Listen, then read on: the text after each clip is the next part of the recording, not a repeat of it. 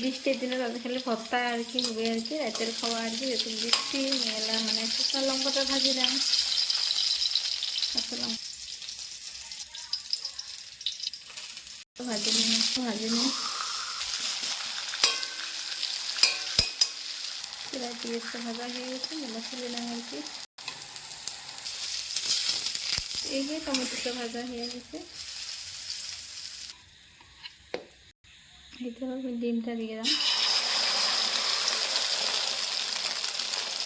Wow, ঠিক আছে, ডিম ভাজাটা হয়ে গেল।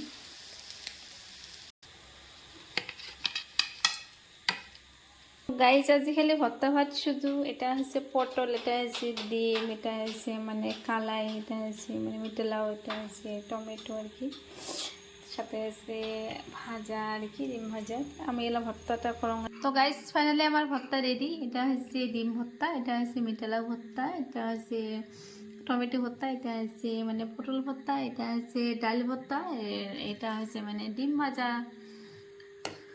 তো এইটুকে ডিম ভাজিও আছে, ভর্তা আছে, সাথে আছে ভাত আর কি। তোমার ভাইয়া গেলা দিয়ে দিম আর কি।